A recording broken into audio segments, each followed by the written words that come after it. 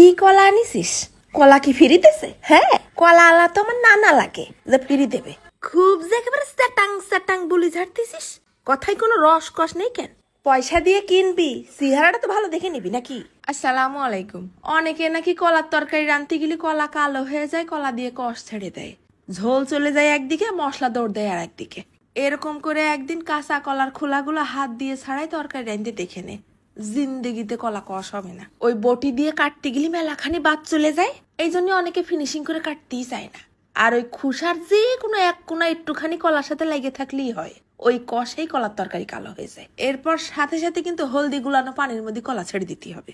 এরপর 10-15 মিনিট ভিজিয়ে রেখে ফেরেশ একবার সাদা পানি দিয়ে সুন্দর করে ধুয়ে নেব, তাহলে আর কলা কালো হবে না।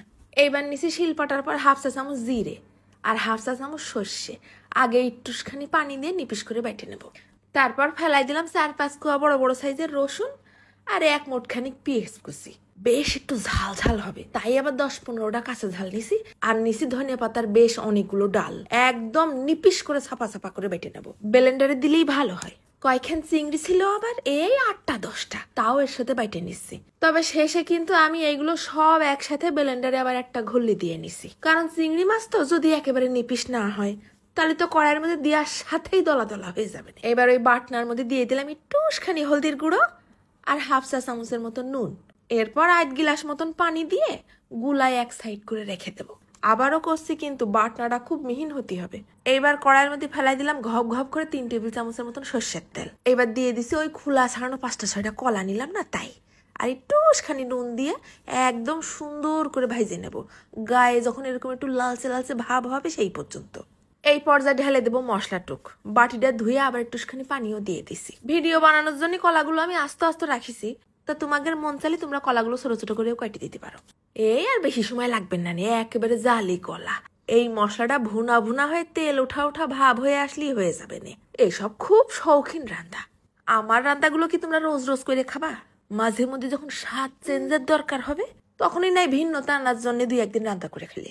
গরম গরম ভাতের সাথে 2 পিস কলা নিছি, সাথে ওই ধনে পাতা কাঁচা ঝাল বাটা দিয়ে চিংড়ি মাছের মশলা। ওহ, কি যে একটা ঘিরান আসতেছে না, সাথে কাঁচকলা গুলো তো একেবারে মোমের মতো গলে গেছে। মাখানোর পর মনে হচ্ছে কাঁচকলা চিংড়ির ভর্তা খাচ্ছি। সর্ষে কাঁচা ঝালের একটা সুঘ্রাণ, আর কোনো তরকারি ধরা লাগেনি। এই দিয়েই জান ভরে ভাত করা খাইয়ে উঠেছি। ধনে পাতা কাঁচা ঝাল বাটা দিছি না, তাই একটু সবুজ সবুজ হয়েছে। আর সে ঝাল কি বাবারে, একবার বানাই খাবা আবার খাতি মন যাবে গ্যারান্টি। চিংড়ি মাছ দাঁতে না বাঁধলি ও মশলার সাথে ভাত দিয়ে মাখাই নিলি, কি যে একটা ঘিরান। রুচি নেই, ভাত দেখলি গায়ে জ্বর আসতিছে। এরকম করে একদিন বানাই খেয়ে দেখে নে কলা চিংড়ির মাখামাখি। রুচি তোমারে সাইডে পড়ে এসে গলায় ফুলের মালা দিয়ে যাবে না। কলা তো না যেন মোম মোম, আলতো করে টিপ দিলি গলে যাচ্ছে। খাই নেই আগে, আর বকর বকর করতে পারতেছি না, দেরি হয়ে যাচ্ছে, চলে যাচ্ছে আজকে। ধন্যবাদ।